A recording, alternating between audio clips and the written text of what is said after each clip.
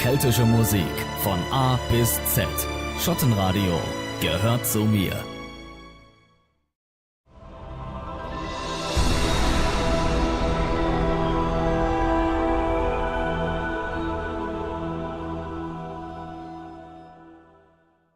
Hello, I'm Alistair White from Battlefield Band.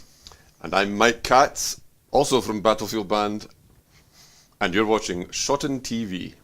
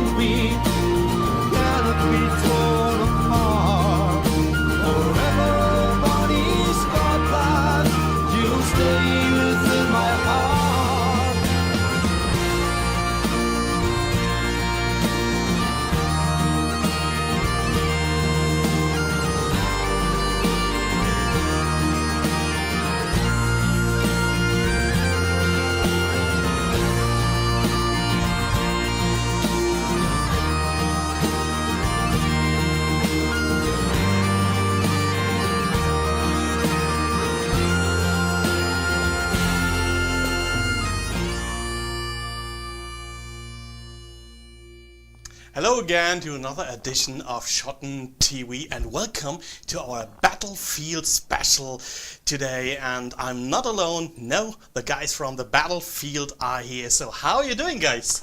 Great, yourself? Very well. Well, totally cool, and I'm really happy to have you here on my studio.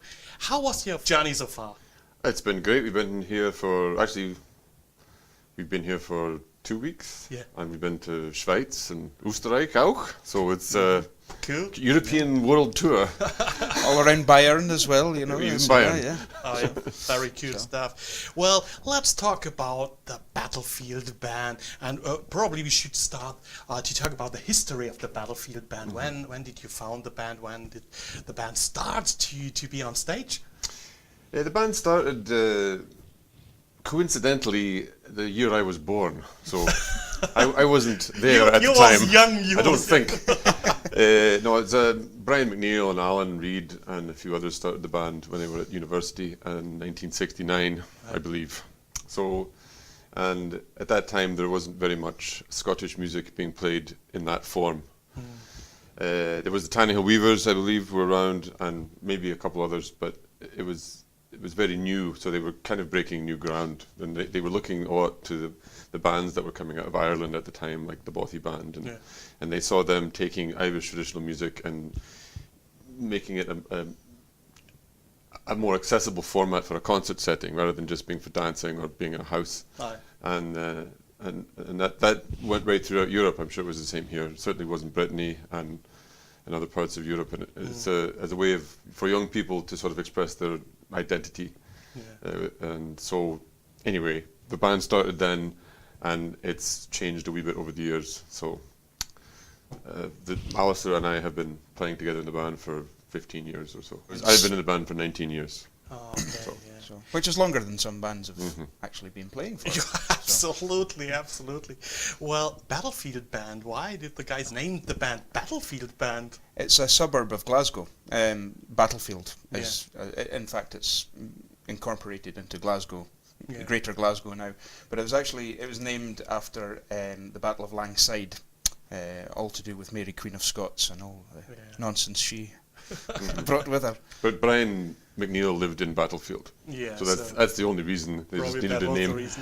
And he had the biggest apartment out of all of them, so that was where they could rehearse. I see.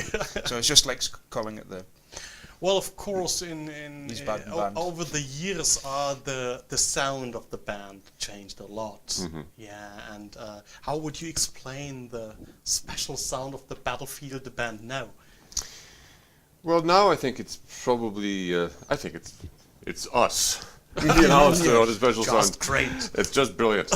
No, I think initially back in the day, when they first started, there were no bagpipes in the band. But the first guy to play bagpipes was a great piper, a guy called Duncan McGilvery. And the combination of the bagpipes and Alan used to play a melodeon, not melodeon, what do you call it? Harmonium. Harmonium. Yeah. And then you got keyboards, so that this idea of having bagpipes and keyboards and all this sort of stuff was pretty strange at the time. And you said, well... Yeah. So there were a couple of stages in the development of the band, you know, and that has continued to be the way the band develops, you know, the addition of pipes, then the addition of the harmonium, then synthesizer, and then Alan Reid, one of the founder members, left about 6 years ago, and then we added 2 fiddles. Well, we added another fiddle into the mix, so that again changed the sound and actually changed the dynamic. But the band is really, over the years, has been a collection of bands, if you like, because the dynamic changes whenever a new person comes in or somebody else goes, you know. So you play, what you play reflects your taste, the taste of whoever's in the band. And also, in my opinion, I think that the music is more important than any of us. So that if the people change, it affects the nuance of the individual, but the real strength of it is Scottish traditional music, and we're enthusiastic about that. So that's really what it's all about. And one of the things you could say about the band over the years is that it has been kind of like a mirror held up to the Scottish traditional music scene, you know. So it's actually been very reflective of what's going on, and the I wouldn't say trends, but the kind of the way traditional music has been developing in Scotland, you know. And now I think people are a lot more at home with their own tradition in Scotland now, so you can afford to be a little more traditional. I think, you know, because if you're comfortable with that, you don't feel as if you have to make excuses for it or of course. shoehorn it into something else, you know. So that, and certainly that's more of our tastes at the moment, but you know, that might change. Who knows? The next 40 years or so. Yeah. Well, would you say you are a typical Scottish folk band? Perhaps now more so than ever, actually. We've become pretty traditional in terms of playing lots of old music, and but the attitudes are not necessarily like traditional. You know, we just happen to play what we like playing. Yeah. You know. So it's fun, really. I mean, it's expression and fun and art. You know, you can talk about it. We're becoming very academic here, but really, it doesn't. It's fun. You know, we like playing. You know, it's dancing. Even if you don't get up and dance, you dance in your head, and it's.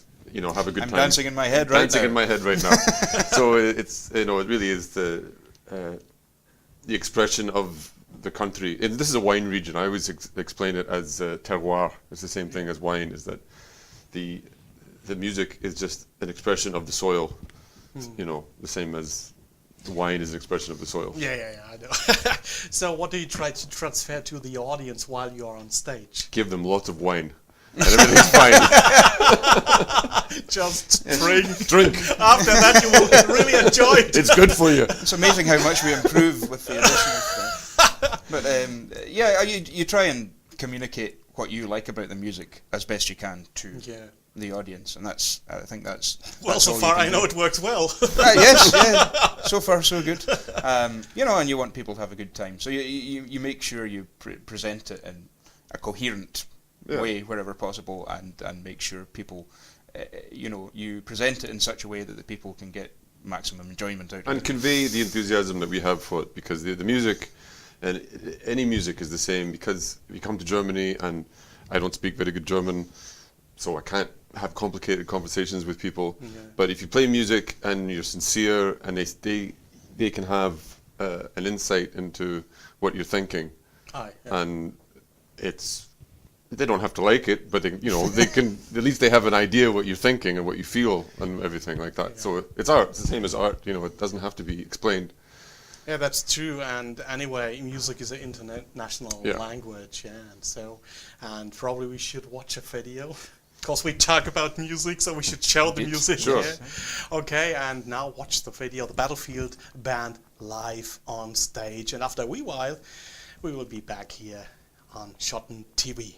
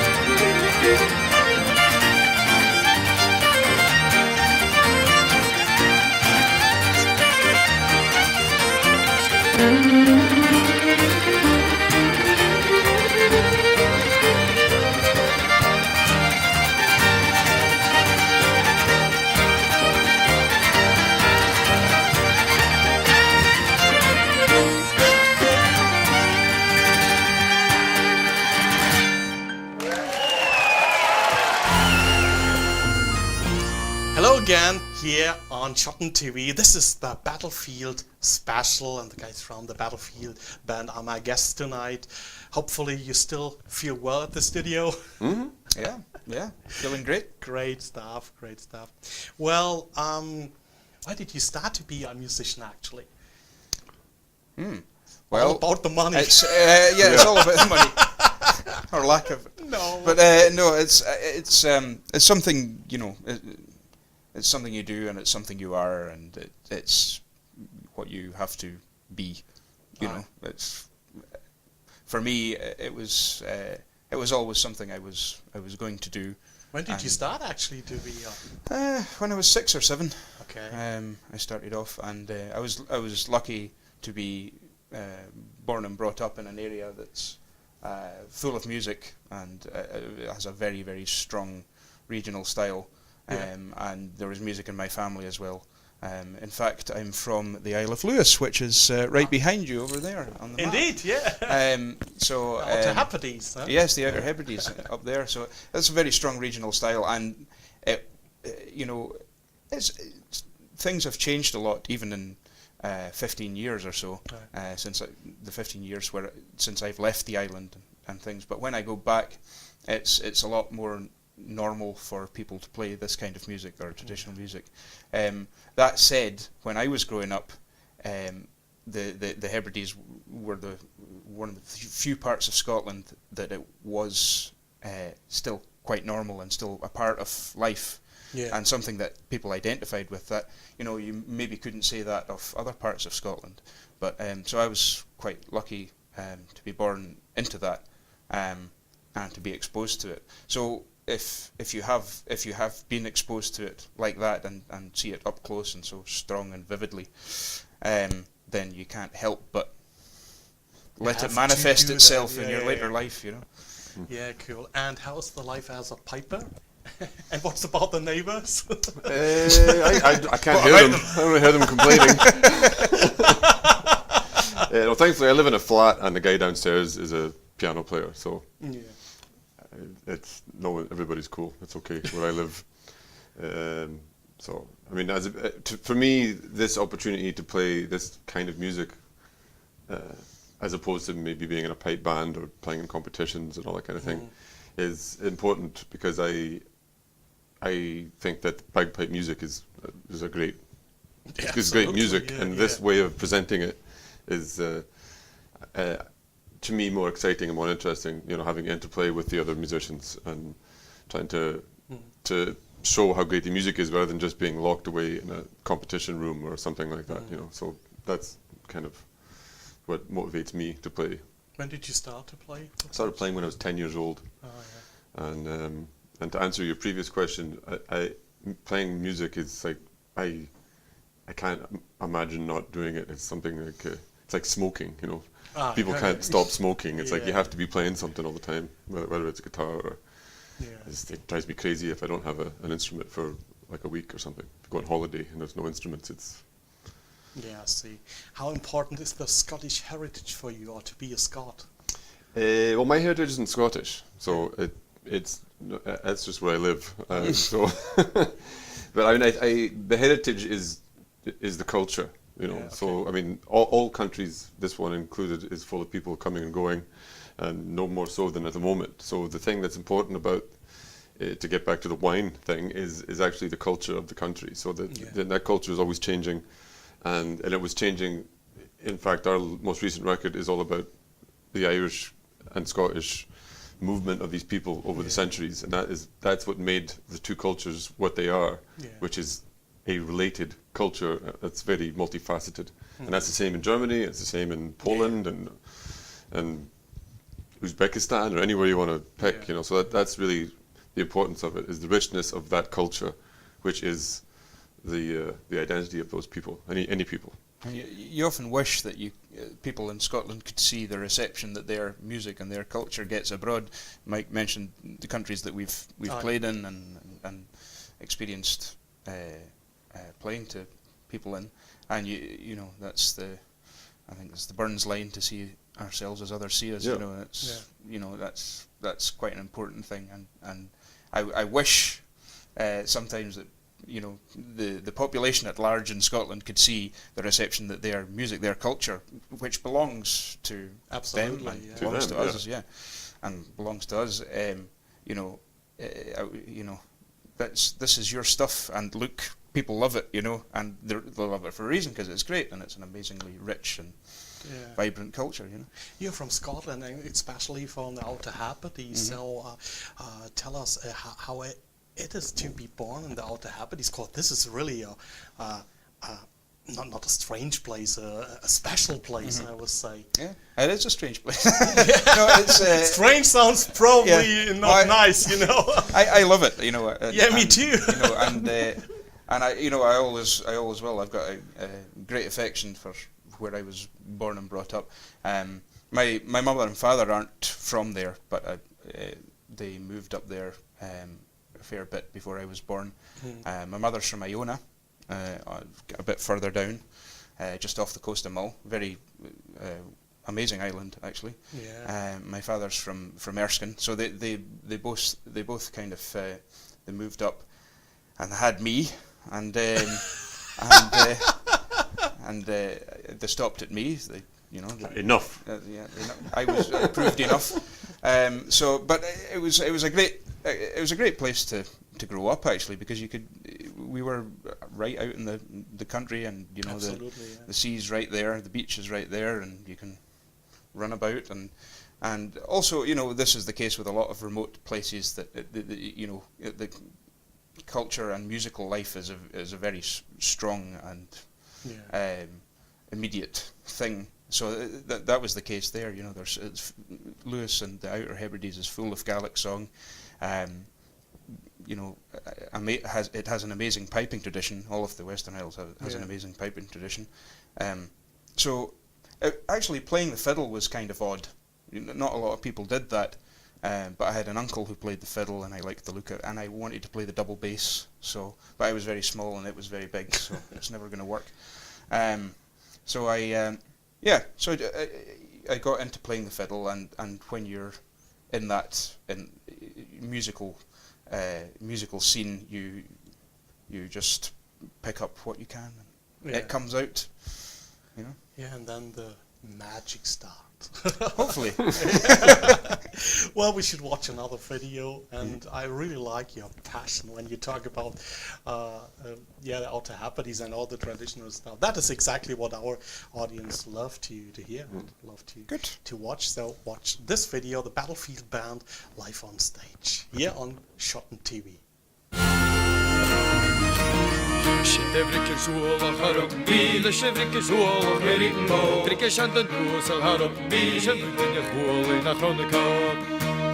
Zondag ga ik kunnen stak harop bielen, de kun me jummen hier in bo. Hun ik nach la dunnetje harop bielen, kussen hun het broei naar gesurste no.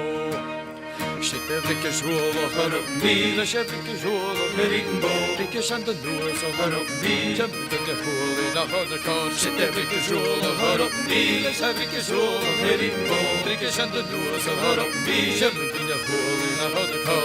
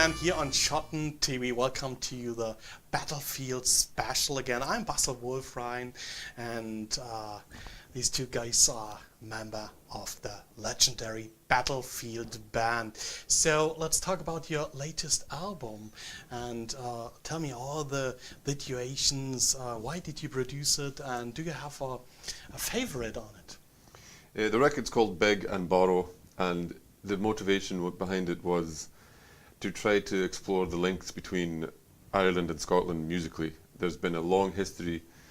If you're not aware, Scotland, the Scots came from Ireland first, long time ago. So there's been a lot of interplay and movement of people over the centuries. And in recent times, a lot of Irish people have been working in Scotland, building roads and doing all kinds of things. And they brought back songs and tunes and vice versa. So this has been going on for centuries. So we looked into what tunes they had in common in some of the songs as well that moved back and forth, both in Gaelic and in English. And that's basically the body of what's on the record. And it ended up being quite extensive. I initially thought it was going to be difficult to pinpoint the tunes, but we ended up looking through old books, and there's millions and millions of tunes which go between the two places. So that's basically the idea behind the record. So, are you a native speaker of Gaelic? Is that your mother tongue? It's not my mother tongue, unfortunately. Although my mother spoke it a little bit when she was younger. Her mother didn't speak Gaelic, but her father did, and her father died when she was very young, unfortunately. So I never really got it passed on that way. But Gaelic is very much a current language still in the Hebrides. So, but still a subject. Very much so, and it's still used socially. And good. So I went to a friend of my mother's, who was a fluent speaker from when I was very young, and learnt from her. And then by the time I came to high school, I was not a beginner, but not a completely fluent speaker. I went in and did the fluent class, and did a couple of subjects through the medium of Gaelic. And by the time I came out of school, I was happily able to understand, have a wee conversation. Pretty much fluent by the time I left high school. But as you know, languages, you have to use them to keep a hold of them. So I was in Edinburgh for a number of years and didn't really use it very much. And so recently I just went on a refresher course to get it back, because I always meet people from when I was younger. And they remember me speaking Gaelic, and so it's nice. It started, of course, to talk. So it's good to keep up, and it's pretty essential to the understanding of the music of the Hebrides as well. So it's good. I'm pleased with the level I'm at with Gaelic, but I have to keep speaking it. I have to keep conversing in it, trying to make myself do that. So what's your favorite on this new record? For me, there's a set of tunes which are they're Highlands, which is a kind of dance in Donegal. Donegal is a very big county in the northwest of Ireland, and there's a huge history of people coming and going between Donegal and Scotland. And in fact, apparently the Gaelic they speak in Donegal, or the Irish they speak, is very similar to the form of Gaelic that's spoken where Alistair's from. There also is, by oral tradition, a tradition of piping, Scottish bagpipes in Donegal, although you don't often see people playing them. However, stick with me, this is kind of long and boring, but I'll tell you anyway. However, no. The fiddle is the king in Donegal. It's all fiddle music. They're great fiddle players. They have their own style, a very distinctive style, and they play these tunes. These 4 tunes that we got on this record, they're Highlands, which is a kind of dance they have in Donegal. The tunes are absolutely bagpipe tunes. So we've kind of taken them from the fiddle tradition and put them back on the bagpipes. And this dance, the Highlands, the music is very similar to Strathspey, which is a peculiar Scottish kind of dance and music. So to me, I like the tunes. Firstly, they're good tunes, so end of story, doesn't matter, good tunes.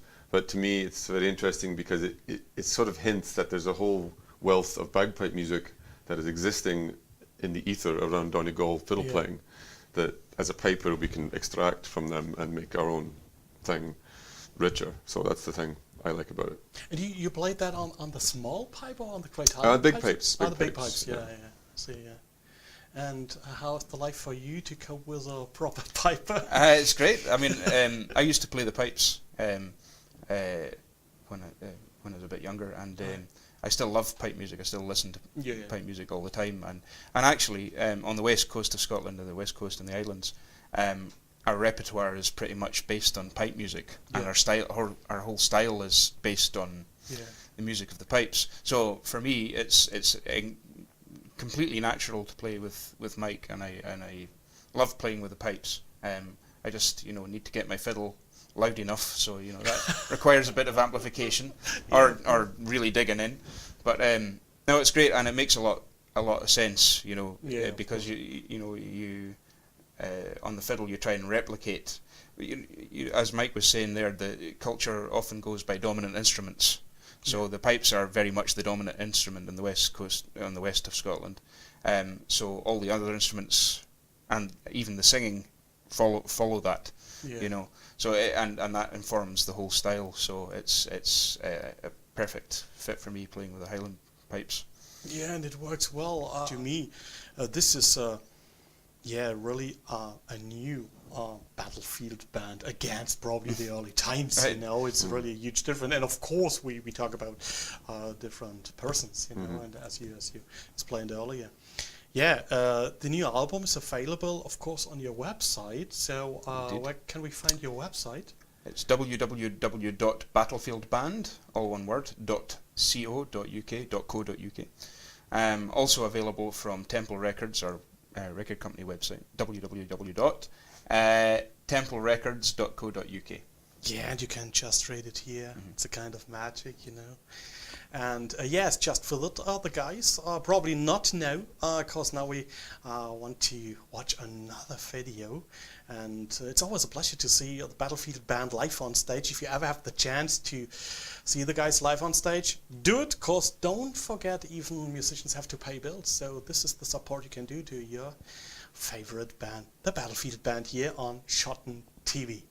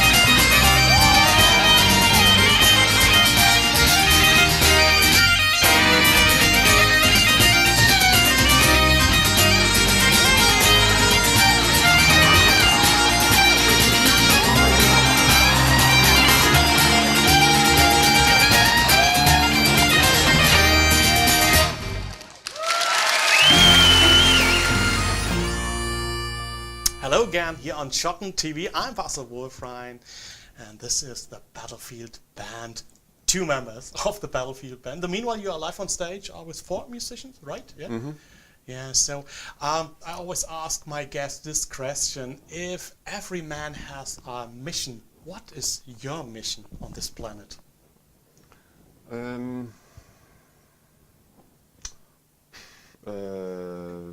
He hasn't opened the secret package yet that tells him his I don't mission. know. I don't really think of things in terms of mission. Just I like meeting people and drinking and playing bagpipes.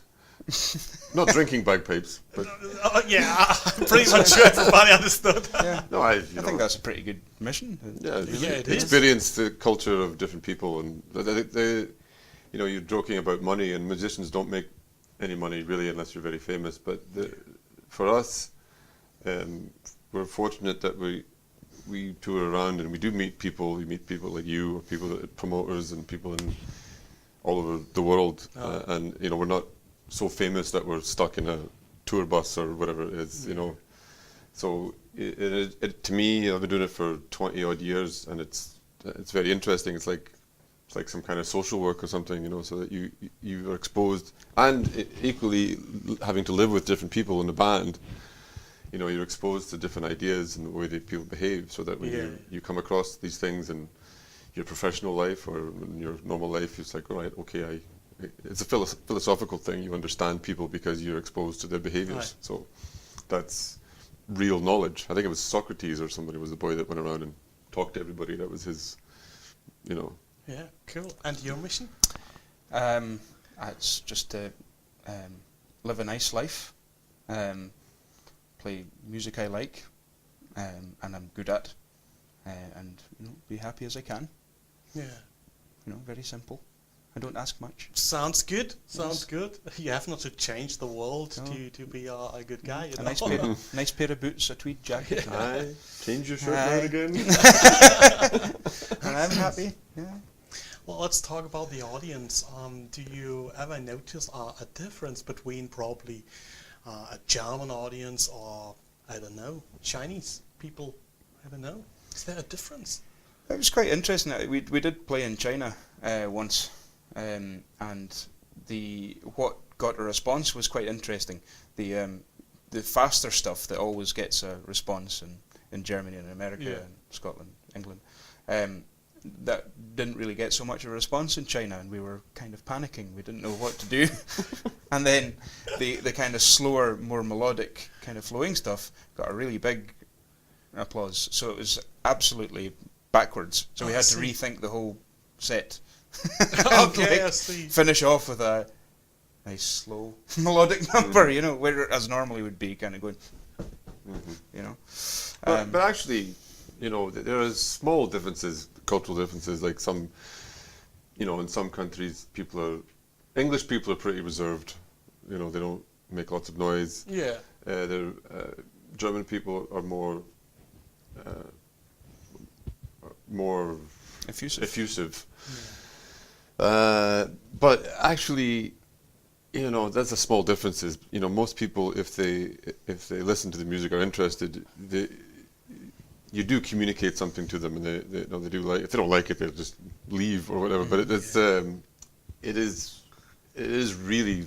People say these things, but it is true that you can communicate to people something non-verbally, which is great. It's quite interesting. Absolutely.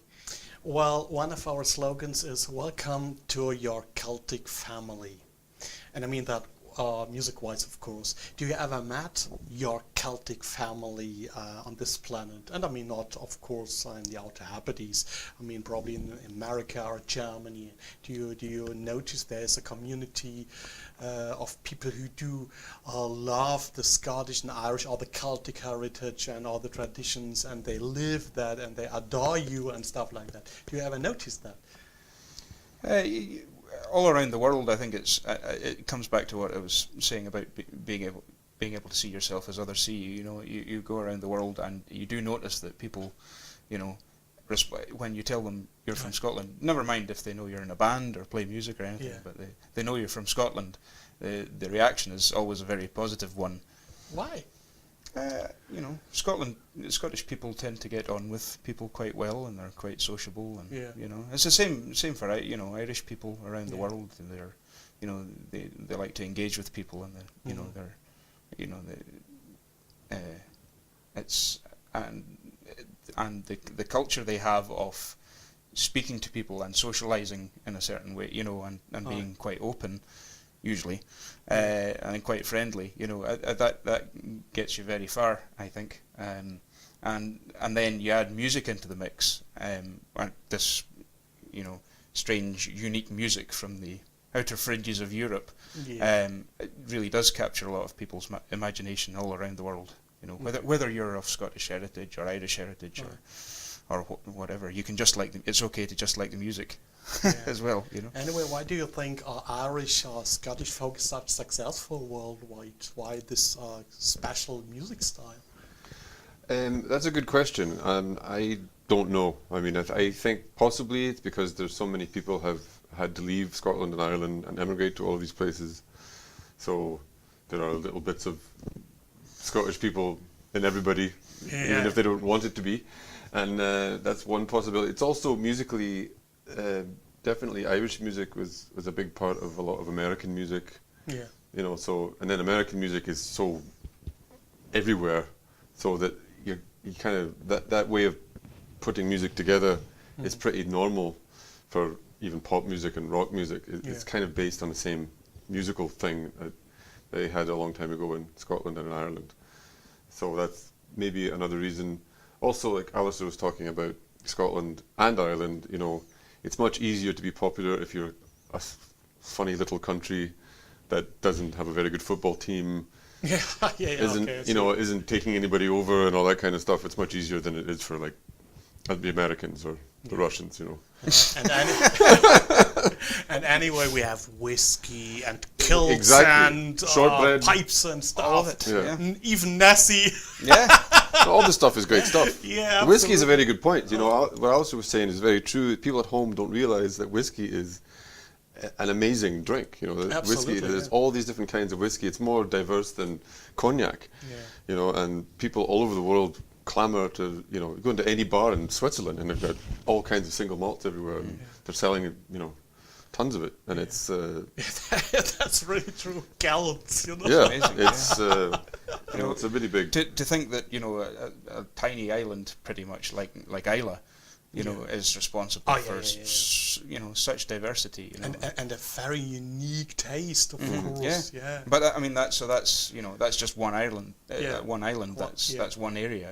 That's true. Actually, my cousin lives in Islay. He just he moved there a while ago and married a woman from Islay, and he doesn't like whiskey. What? He's never liked whiskey, but he says it's great though. All the distilleries have gift shops, so everyone buys their clothes in the distillery shops. No one has to go to the mainland. So he lives in heaven, but he is not happy with that. He doesn't like the whiskey, but he likes the clothes. So you should really try a wheat rum every here and then. It's really cool. That's so true. A good friend of mine, the Scottish singer-songwriter Carl, he has a song, and he always said, "We all are Scottish clan," and I think that really works worldwide, especially in the USA. Probably not down in England, but there's lots of them in England as well. So we should watch another video, and enjoy this one, Battlefield Live on stage again here on SCHOTTENTV, and we will be back in a wee while. If you're dead and defeated, even if you did, be where you should have been, seen what you should have seen, dream what you should have dreamed. That doesn't mean you have to be paying the price forever. I'm gonna set you free. If you're dead and defeated, even if you did, know what you should have done, run when you should have run, lost when you should have won. That doesn't mean you have to be paying the price forever. I'm gonna set you free. If you're dead and defeated, oh you know you did, went off the beaten track, maybe you never came back, or you went in off the black. That doesn't mean you have to be paying the price forever. I'm gonna set you if you did and if you did, oh you know you did. Suffered from a broken heart, got up to a poor start. Maybe you fell apart, that doesn't mean you have to be paying the price forever. I'm gonna set you.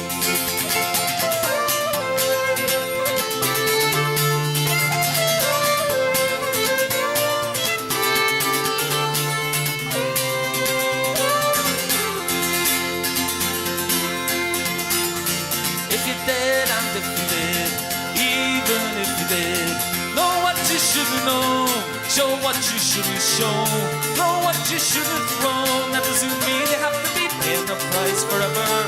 I'm gonna set you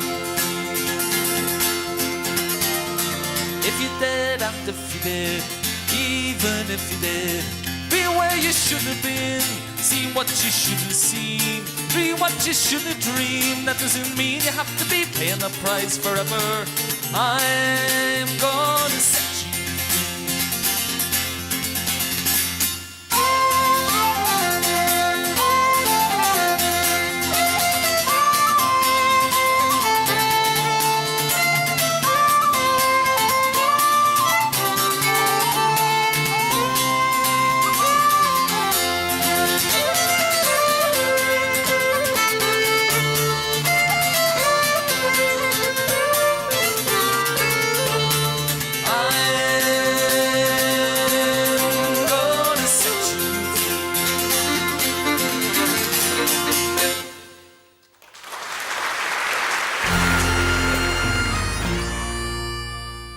What a great experience to see the Battlefield Band live on stage. Was really cool, wasn't it? Absolutely. Welcome back to SCHOTTENTV. I'm Basil Wolfrhine, and yeah, welcome to our Battlefield special. And the guys from the Battlefield Band are here still. And what can I say? It was a pleasure to have this interview and all these fantastic stories you told us. Hopefully you enjoyed your visit as well here on SCHOTTENTV. Oh yeah, this is a great Absolutely, place. Thanks for having us. Thank Basil. you very much, Basil. Yes. Well, tell us, what will you do in the next months, years, centuries? What are your plans? Yeah, well, next century I plan to, expand my travel horizons a little bit, and hopefully. Yeah, then 120 years Battlefield Band. Yeah. Yeah, we're going for the centenary. Yeah. Yes. So, and of course, world domination. That's always on the cards. Yeah, of course. Yeah. That's a wee plan, of course. Mm-hmm. But yeah, I think just more trying to play nice music as much as possible, and that's all you can really plan for. The best laid plans of mice and men. I'm getting all burns. Oh, good old burns. All the time. Yeah, best laid plans of mice and men. So Gotta help yourself. yeah. You can't really, you can't really plan too much. But I know. As long as you have good objectives, I think we'll be okay. That's true. So, is there a special message for your fans here on SCHOTTENTV? Just take this camera. Hello. Are you there? Are you there? Hello. Are you there? That's right. Well, nice to see you. Don't be a stranger. Come and see us. Any chance you get, have a look at our website. All our tour dates are up on that. Have a look at us on Facebook. Say hello. Come out to Basil's house. This place is outrageous. That's amazing. Yeah. That's not true.